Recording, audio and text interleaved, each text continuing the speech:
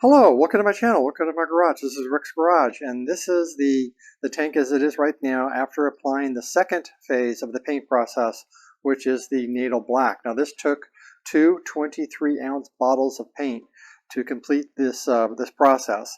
So I would recommend you have at least two. I would say that you should probably have 3 bottles, but you can get it done with 2 bottles.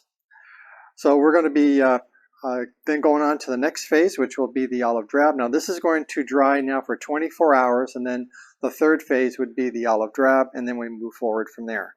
But this is where we're at right now in the paint process. Okay, I have sprayed the tank with the Tamiya olive drab, and I've also hand painted on the wheels rubber black. And then I gave it a coat of TS79, which is the semi-gloss. So let me go ahead and get the decals on the tank, and then give it a coat of TS80, which is the flat clear. Come back, show you what that looks like, and then we'll go on to the next step.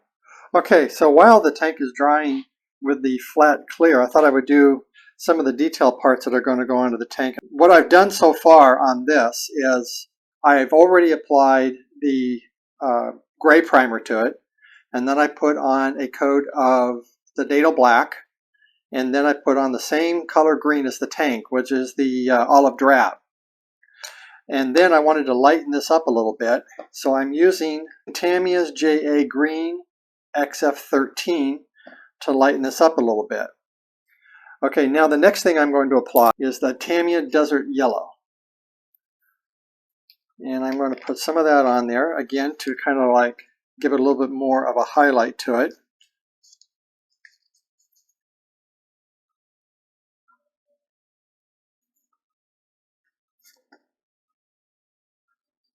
I'm not going to be too neat about it. Just kind of like give it more of a dirty green look to it. Most of this is going to be repainted anyway. And get a little bit of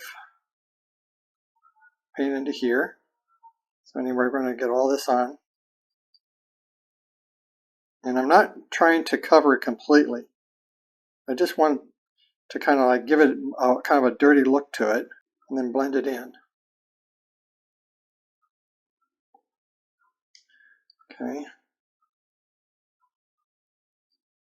Okay, so now that's done.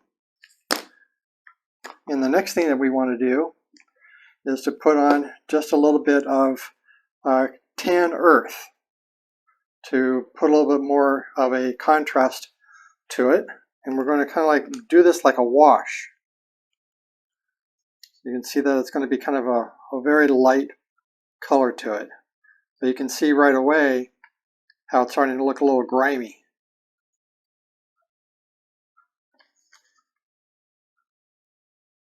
Now it looks a little bit of a stark contrast to it, but it's all going to blend together.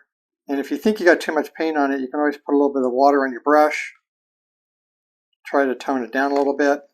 Oops.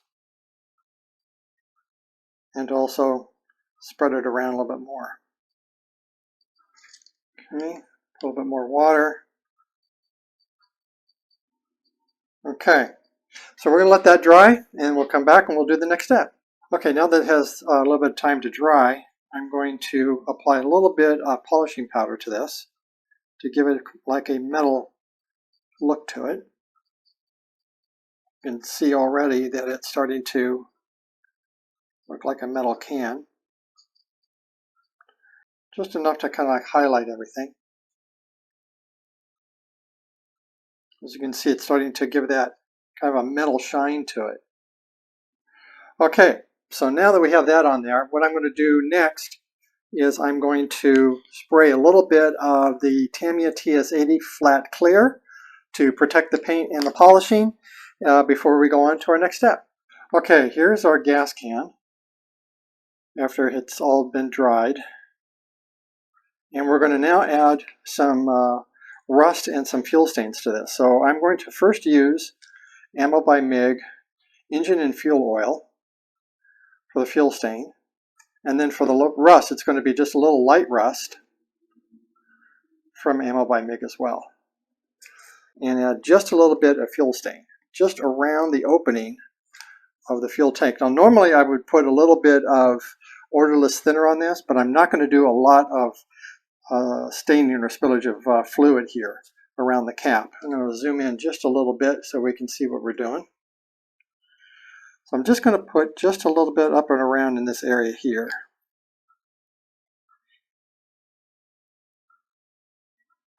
Okay, just right there. And then maybe just a little on the sides here.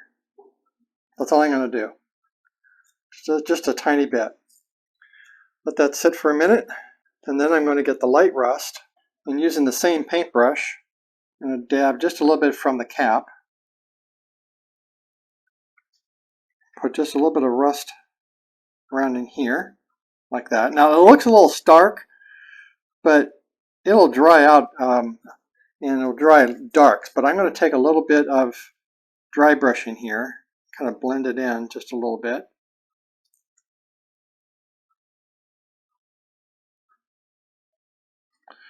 And we'll just leave it like that.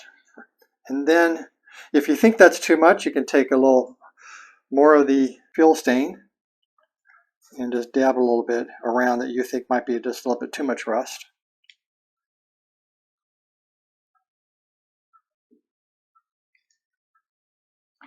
And then if you wanted to, you can also add a little bit of odorless thinner to it to kind of water it down a little bit more. Kind of like washes it away a little bit, as you can see. And whatever it is that you don't like, you can go back with a dry brush and dab it off a little bit. So that's where we're going to leave it, just like that. Now the other one has been sitting around for a while, and you can see how that came out. Now there's a lot of rust and oil spillage on this. It is a little shiny, and we can knock the shine down by putting a little bit of flat clear on that to tone the shine down a little bit. But with the other type of weathering that I'm going to be doing, that's going to go on top of this, some of the earth, the dry earth and dust and dirt is going to tone that down. So I'm not going to do any spraying of any type of a clear on this. I'm going to wait until I do all the rest of the weathering process of the tank. And that's it. So that's how I did both of those. So I'll bring these both back out so you can see them right here and then here on the front. Okay, so that's how I did mine. And you'll see that there's a little bit of a shine there, which is from the metal, to give it that metal look to it. And so anyway, that's it.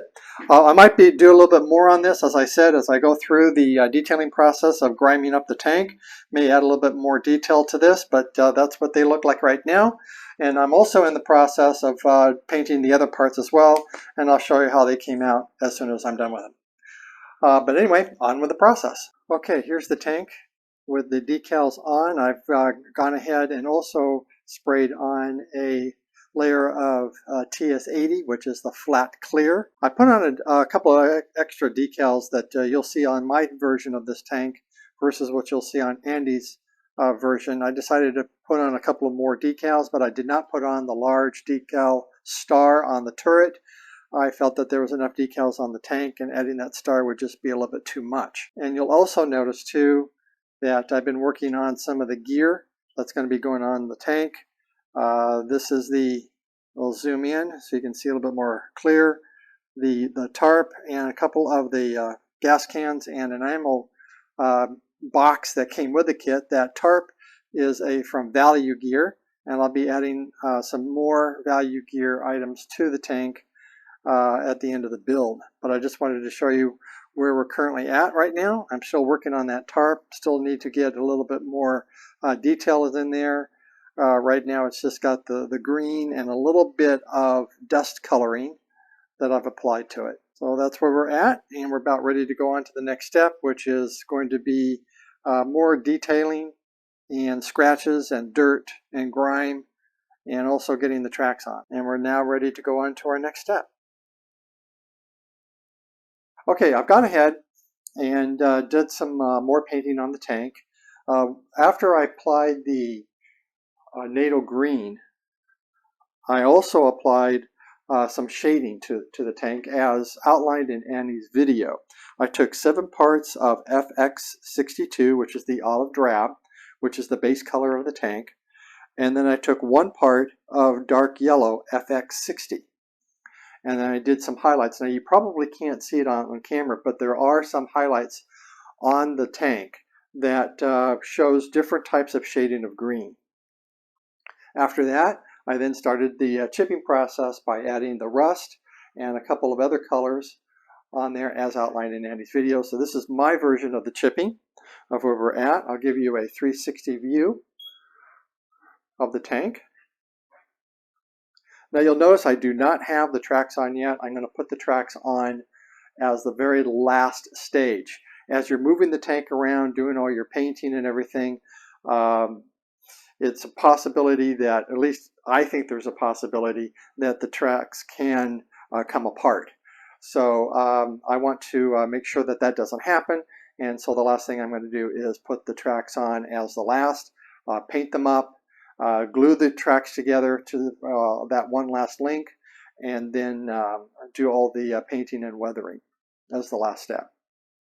But that's where we're at right now. And I'll give you a little bit of a top view of the tank as well. Now I still need to do some highlight details on the top of the turret, such as the gun and the hatches and a couple of other parts, and I'll be doing that later on. But this is where we're at on the chipping process. Now after the chipping process, we start doing the grime, the dirt, and all that, again as outlined in Andy's video. Now unfortunately I'm not going to be able to show you exactly how I'm going to be doing that. I just don't have the setup for that. So I'm going to just have to refer you to Andy's video. If you follow his video, then you'll be all right. You shouldn't have any problems at all. But this is where we're at. So my next step now is to start doing all the dirt weathering. Okay, you can see that I have done quite a bit of progress on the painting and the chipping and the weathering. I've got all the tracks done, the wheels are done. And I'm just now starting to do the value gear placement as well as preparing to get some of the tools on the tank, which I'm in the process of now painting and getting ready to put those on. But I just wanted to show you where we're at with the chipping and the weathering. Now if you want to know how to paint the tank, I would highly recommend that you see Andy's video, which I will put a link down in the descriptions. If you follow his video, you're not going to go wrong. The way your tank is going to turn out is going to be based more on what you do with all the colors and the tools that he uses. But in terms of knowing how to do it, I would highly recommend that you see his video. Okay, so the next step now is to finish the tools, get them on the tank, and then also to make a final decision on where to put the value gear, as well as the last thing that's going to go on the tank will be the figure.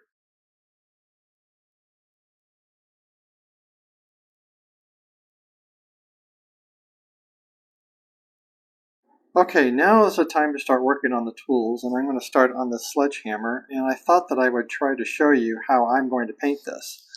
The first thing I'm going to use is the Desert Yellow from Tamiya, and I'm going to shake this up a little bit. This is going to be our base color, and I'm just going to brush this on like this. Now what I really would like it to do is for the paint to dry just a little bit as I'm doing this. And that will create a little bit of brush strokes. In this case, the brush strokes would be good because that will then simulate wood grain when we get to the next step. So we're going to brush this here, put this over here like that. And I'm just going to go over this a few times. So as the paint dries, I'm trying to take that into my advantage. Okay, so that's what it's going to look like right now.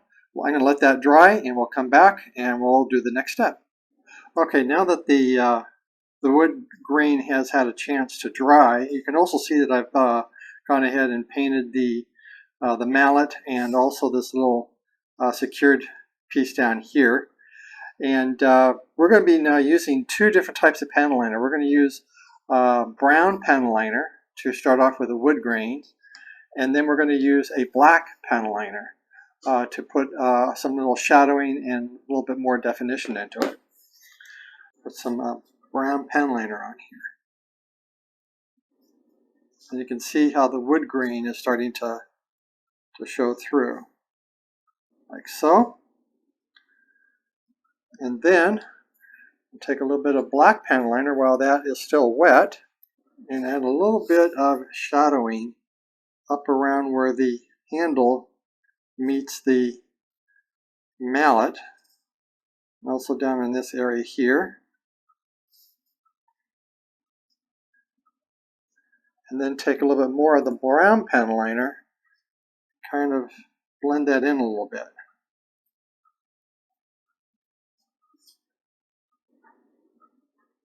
And if there's any in here that you think is just too much, you can get a dry brush and you can wipe away some of the excess that you don't want, like that. You can go back and forth on it. And we'll let that dry, and we'll come back and show you what it looks like. Okay, the mallet is done, and you can see the wood grain came out pretty well. A little bit of wear in here in the center, which is what I wanted, and also a little bit of wear up in here.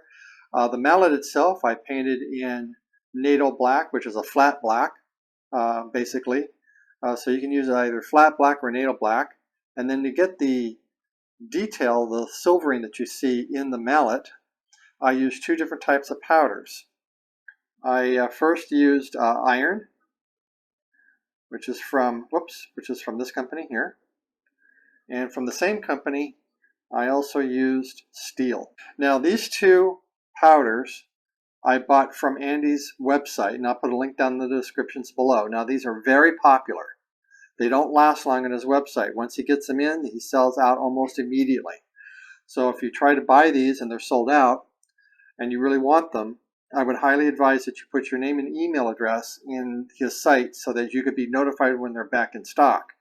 And as soon as you're notified, I highly recommend that you buy them almost immediately. Okay, so the next step now is to do the rest of the tools, get them on the tank, and then figure out about the value gear that I want to put on the tank. I'm going to zoom in just a little bit more here so you can see this a little bit more close up. And after that, we go on to the final stage, which would then be the figure. So let me get all the tools on the tank, get all that done, and get the value gear done, and then we'll move on to the next step. Okay, the tank is done. I've got all the parts on the tank, all the tools are on the tank, and everything is completed. So now I'm going to be working on the value gear that I want to put onto it. And also, too, I've already started working on the figure. And all I've done so far is just sprayed it with some Nato black. I airbrushed all this. I did put it on with a paintbrush. And I did that with all the boxes that I'm going to be painting for the value gear. So I'm going to be starting off using, let's see here, desert yellow. But you can use buff. You can also use tan earth. I've seen people use, let's see here, what is this? This is aged white. And I've also seen people use Vallejo light mud. So all those colors will work. You can also use a brown color too. You can use a burnt Umber. And you can also just use regular brown paint too for your boxes. So, but for me on this particular box, I'm going to be using desert yellow. And all I'm going to do, this has already been shaken up.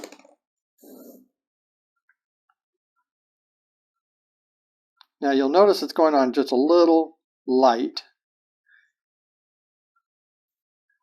which is kind of like what I want, because I also want the grain of the wood to kind of show through a little bit. And I'm painting in the direction of the grain that this resin part has.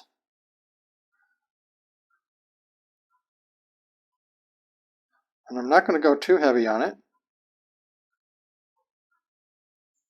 And I'm going to get all this painted up, and then I'm going to let it dry, and we'll come back and we'll go on to the next step. So let me go ahead and finish painting this up, and I'll show you what it looks like before we go on to our next color.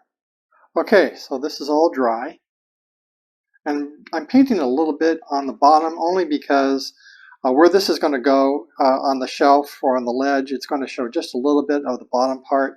So I decided to paint just the edge of the bottom. But this is all now dried up and we're ready for our next phase.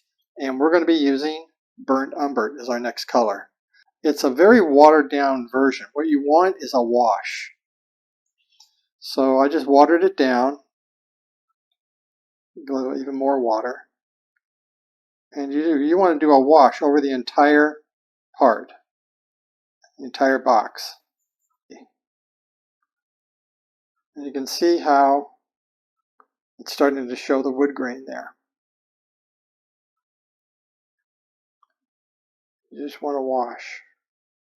And this is water-based paint, so it's very easy to make a wash on this. Okay, so let's go ahead and let that dry and we'll go on to our next step. Okay, now that we have our wash on our box, we're going to move on to the next color. And that's going to be German Gray from Tamiya. And this is going to be a wash, so you want to water this down or thin it down as much as you can. And I'm going to switch to a different paintbrush. This one's from Tamiya. And we're going to just do a little bit of a wash on here.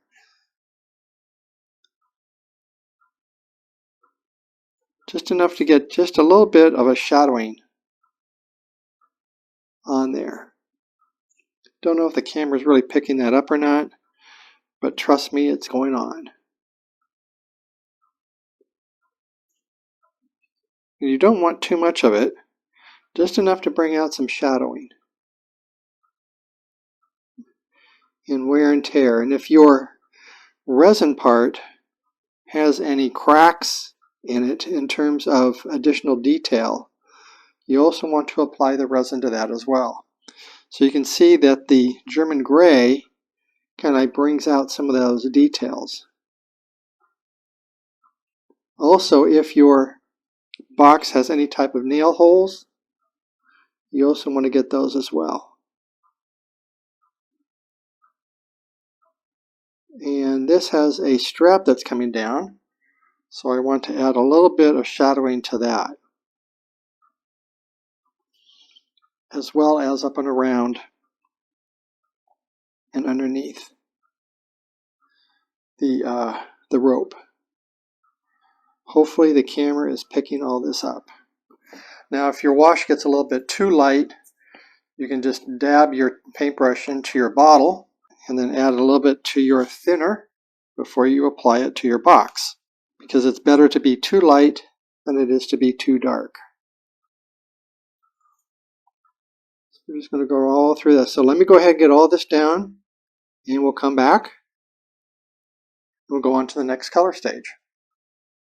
Okay, now that we've got the that wash on, the gray, we're going to be doing a little bit more highlighting, and I'm going to be using buff. Some people will use Iraqi sand from Vallejo or some other similar color. This is almost like a similar color to it. It's a little bit lighter, but I'm going to dry brush this on, and I'm going to dry brush it around the rope in order to bring out some of those twists.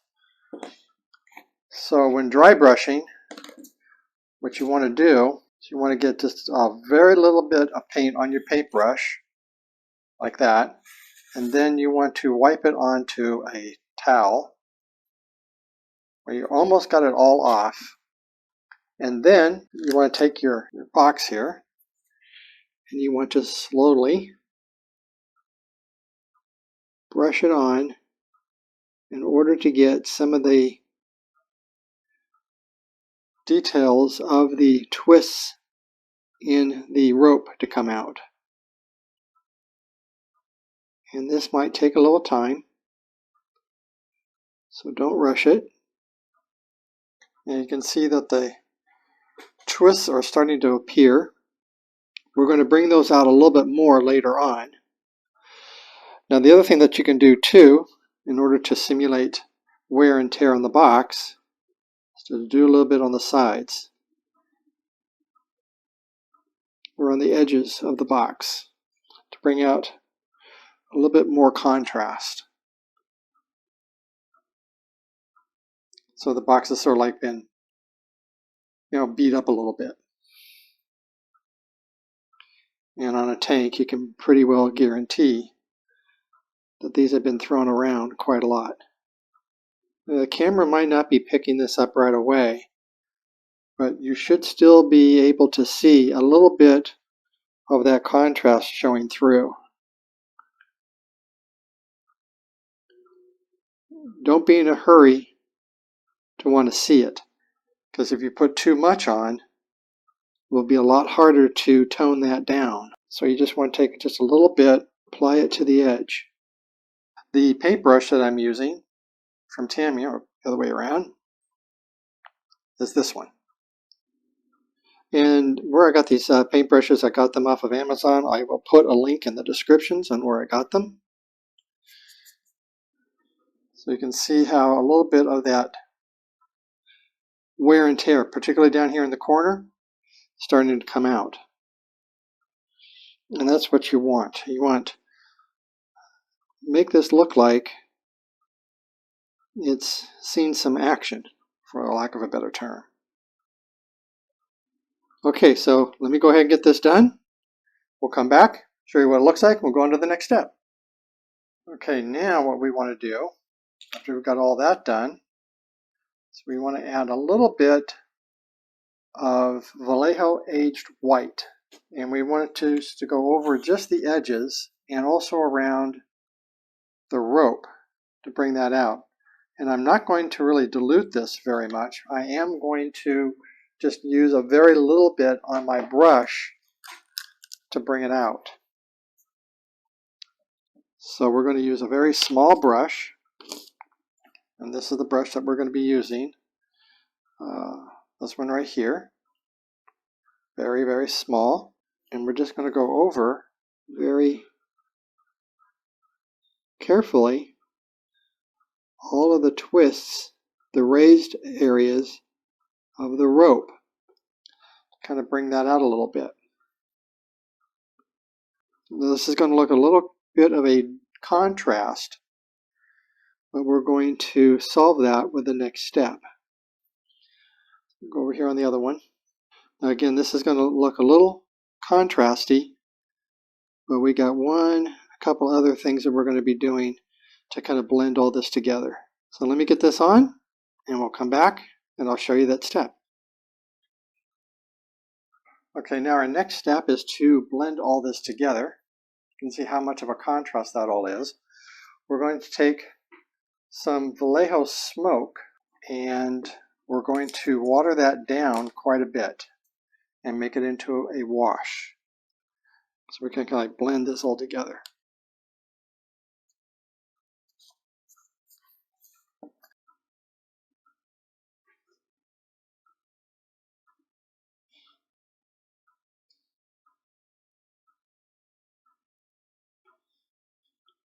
Now on the camera, it looks like that's pretty still much of a contrast, but it really isn't. So we're going to wash this all through. And see how that wash is bringing out the details of the wood grain and also some of the chipping of the paint, which you can see here on the side. That's what that white, aged white, is really representing, is all that chipping, as well as some of the details in that rope. Okay, so let me continue with this. We'll come back and show you what it looks like. Okay, the box is done. And we have it all painted up, weathered, and ready to go onto the tank. Now the last thing that I did was, as I painted the top here, and I used, for the green tarp, I used Tamiya FX13, and I used it as like a wash. I really kind of thinned it down so I can get variations of the green color all over that tarp, because I figured that the tarp is going to be faded in certain areas and worn and heavily worn, as it's been used quite a bit. So I wanted to have that type of an effect. And then after that, I used, for the rope, I used Desert Yellow XF59. And then for the leather strap, I used Vallejo red leather. And then for all the accent colors that I did on there, and to bring out the accent colors, I took some Nato Black XF69 and dry brushed all around the top to bring out the detail of the rope, as well as some dirt and grime and detail of the tarp and of the red leather there. I also had a little bit of dry brushing as well as on the sides of the box. I then took some brown pen liner from Tamiya and added some pen liner around on the strap and also on the rope to bring the twists of the rope a little bit more to life. And that's all I did, other than also adding a little bit of European earth for the dirt and the dusting that would get onto these boxes as the tank is moving along. So that's the box, and now the next step is to complete all the other value gear, get that onto the tank, and then the last step is the painting of the figure. So let me get all that done, come back, and show you what that's going to look like. Okay, now that the tank is all done, the value gear is done, and everything's on the tank and ready to go, I'm going to start working on the figure. Now I've already sprayed the figure and the parts that go with it in a flat black. In this case, this is a Nato black, the same color that we used on our tank. And I glued the base of the figure here right on a screw, which is now attached to a block of wood. It'll be a lot easier for me to handle it in this way rather than trying to handle with your fingers or some other, or using clamps or something. So that is going to sit over here for a while, because the first thing that we're going to do is we're going to start working on the head. Now the head is just going to be the face, because once it's all complete, there's going to be a helmet that's going to go on it, so it's going to hide most of everything that's in this area right here. Speaking of the helmet, I did drill some holes in the top of the helmet here. I found that when looking at tank helmets online, they are supposed to have air holes in their helmet. So the Tamiya part comes with the holes not, or comes with the holes all filled in. And so I just took a little drill bit and drilled those out, make it a little bit more accurate. So on the face, I'm going to zoom in just a little bit. On the face, what I'm going to do is I'm just going to focus more on this area here and not so much in this area up and through here, because that's all going to get covered up once the helmet is on the head. Okay, so I'm going to start off by using a flat flesh from Vallejo, and it's going to be watered down quite a bit, and it's going to be like a glaze. So I'm going to get just a little bit on my brush, and you'll notice that it is going to go on very, very light. Okay, and the reason why we want to do it this way is because you don't want to cover up all the details of the face. If you put the paint directly from the bottle onto the face, you're going to lose a lot of detail. So we're just going to go on this, and we're going to take our time by adding layer after layer of paint on the face until we get a good coverage. So I'm going to go ahead and continue this, and we'll come back and we'll show you what it looks like once we're all done. Okay, I wanted to pause a little bit here and show you the progress of how the face is coming out. I'm just slowly applying layer after layer of this glaze by putting my paintbrush into the paint and then a little bit into the water and brushing it on. You can see how slowly it's starting to build up. So you just want to take your time with it. Just keep painting and painting until you get to your coverage. So let me finish this up, come back, and I'll show you what it should look like when you're all done. Okay, this is what you should achieve after you've got all the layers of the glaze on the face. A nice even coat here, and you can see that the details of the face still come out.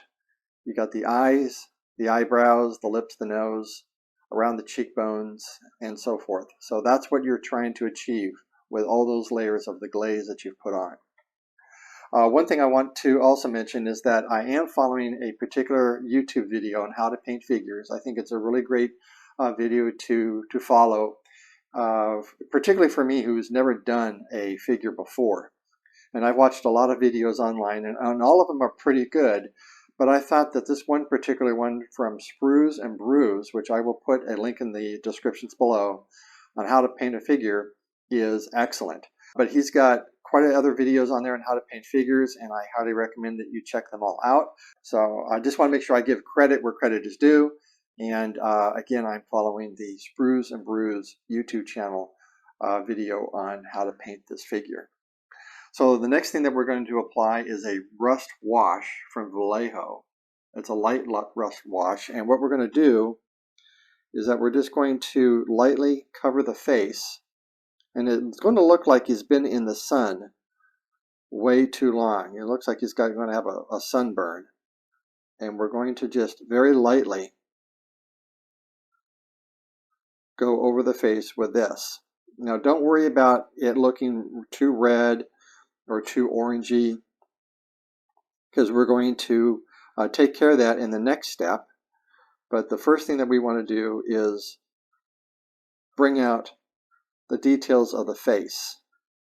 And even though for my figure this is all going to be hidden in the back, I am going to apply everything in red here and the red wash just to make it complete. Okay, so we're going to let that dry, and then we're going to come back and do the next step.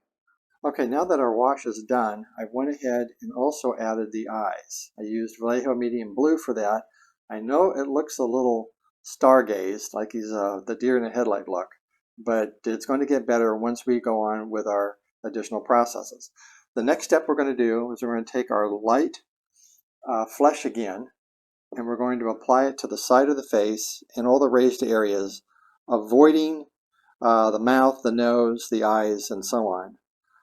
And this is going to enhance some of the areas of the face. So let me go ahead and get this on, let it dry, and come back and show you what that's going to look like. Okay, this is how our face should be looking right now after that second light flesh has gone around. We've avoided the eyes, the nose, and the mouth, and we've just only applied this to the raised areas to bring out the details of the face. Now we're going to apply another light rust wash, but this time it's going to be even lighter than the first. We're going to do it more transparent,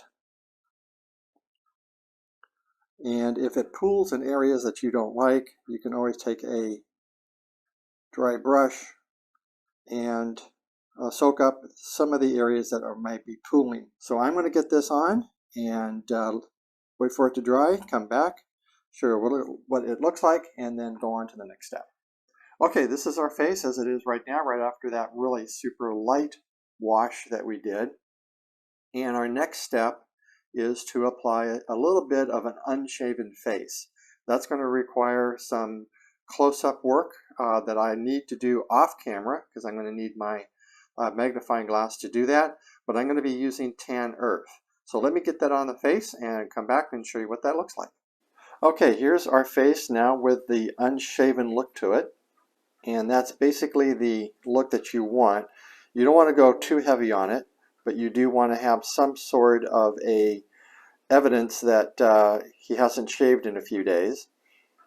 So this is more like a dry brush effect. I use some water to make the paint flow a little bit more freely, but I didn't put a lot of paint on my paintbrush. Wanted it to be light to indicate just a few days of not being shaved. Now I'm going to go ahead and paint the helmet and put the helmet on the head to complete this assembly. So I'll show you what that looks like. Now once the helmet is on, most of this is going to be hidden anyway, but at least I wanted to show you the effect of how it looks on the face, completely unobscured. So let me get that helmet on and show you what that looks like. Okay, our face is done. The beard is on, or the unshaven face is completed, and I also have the helmet has been done as well. I tried to paint that as close as I could to the photo examples that I found online. The helmet I just painted with an olive drab, and then the red straps I just painted with Vallejo red leather. And but that's it. So that's done. So the next step is to now work on the body, get that all painted up, get the head attached to the body, and put it on the tank. So let me go ahead and get that done, and we'll come back and I'll show you what that all looks like. Okay, our figure is done, and I've got the head attached, and I'll put a list in the descriptions below the paint colors that I used for the figure. But this is the figure as it is. Now you'll see that there is a high shine to it. That's because I applied a semi-gloss TS79 from Tamiya on there to protect the paint, which is needed in order to do the final step in this process, which is going to be the wash. Okay, so let's go ahead and get that wash on and move on to the next step. Okay, our soldier is done, and I'm going to see if I can't go through all the colors that I used on completing the body of the figure. I'm not going to go through the head and the face because I've already done that on a previous video. So we're just going to focus on the body and a couple of little details that I've added to this. The undershirt, I don't know if the camera can pick it up or not, but right in through here there's an undershirt, and this is why I paint the figure without the head on first, in order to get into those little kind of details. And the undershirt I started off with using Nato brown from Tamiya. Okay, the gloves, that I used Nato brown as well, and I also put on a tan earth wash, and I continued with that wash until I got to the color that I was looking for, and then I applied a brown pen liner from Tamiya to bring out the details of the gloves. The mic, I don't know if the camera can pick it up or not, but the mic is done in a German gray, also from Tamiya. And the speaker is a flat aluminum. The jacket, I used Vallejo khaki, and I did it as a wash the same way as we did the face, because I wanted some of that Nato black to appear through to show some wear and tear and some dirt on the jacket. Okay, the straps and the boots I did in red leather. The boots and the straps, and also the holster. And the gun is in Nato black, and I put a little bit of silver powdering on that to bring out the details of the gun. Okay, the straps, I don't know if the camera can pick up the straps or not, but I'll put a picture up on the screen. There's a clasp here, and there's a clasp way back underneath the arm here. I painted that in flat aluminum. And then the pants I painted in olive green from Tamiya. And that's about it. Now this cord here that you see, this is just a tube that I bought from Top Studio. I'll put a picture up on the screen. And that fit perfectly. I just moved it onto the bottom of the microphone right here, and that fit just perfectly. I put a little bit of wire inside that tubing there too to kind of mold it into whatever position I wanted. And I'll put a link up on the in the descriptions below on that wire. And then also too, speaking about the wire, there is a little loop right here that you can see right there. And the instructions do call out for that loop, but I couldn't find it in my sprues, so I made my own using that same wire and just glued that onto the mic. Now the SprewsNBrews video also goes through on a wash for the entire part here when you're done all painting, and he calls for a Ammo by MIG dark wash. I didn't have any of that, so I used Tamiya's black panel liner to do the wash. Okay, so also too the decals, that took a lot of Mark Fit Strong, and I also used Micro Sol and Micro Set to get those decals on, particularly this one right here to get into the creases of the jacket. So that took a long time to get that decal to soften up and move into those creases. Then after that, after the wash was put on, I then applied a coat of TS80, which is a flat clear, and let that dry overnight, and now it's ready to put into the tank. Okay, our build is now complete. The tank is done, and it's all painted and weathered up. I really had a lot of fun putting this together. It took about 6 to 8 weeks to finish, and I enjoyed putting it together. The instructions I thought were pretty good, although I think there could be some improvements in the instructions in terms of more clear and concise illustrations on how the part is supposed to go on, where it is supposed to go, the orientation, and so forth. And there are symbols in the instructions. There's a symbol that looks like a zodiac sign of, I think, Pisces, the two fish. I found out later that that was an either or. You can put the part on, or you can not put it on, or you can put it this way or that way, or what have you. It's an and or type of a symbol. There's another symbol in there that I didn't know and still don't know what it is. It's the broken heart symbol. So if anybody knows what that means, please let me know in the comments section below. And then also too, as noted in a previous video, that there were problems with the instructions in terms of what to glue and not to glue. But other than that, I think that the entire experience of building this was a lot of fun, and I highly do recommend getting this for yourself. The biggest frustration I had was getting the tracks on the tank around the front and rear wheels without the tracks falling apart. That actually took over 2 hours. I don't know if it's something that I did or it's a poor design of the tracks themselves. I think the next time I build this, I'm going to use super glue on those tracks. But I'm going to go ahead and give you a 360 view of the tank. Turn on that turntable there so you can see the whole thing. And this tank now is ready to go to the little boy that lives right across the street from me. So I'm going to let this go around a couple of times, and then I'll end this video with some close-up photos. I really hope you enjoyed this video series. If you did, please give me a thumbs up. It really does help the channel. And if you haven't already subscribed, please remember to subscribe. Other than that, always have fun in your garage, in your workshop, or wherever it is that you build your models. Until next time, we'll see you later. Take care.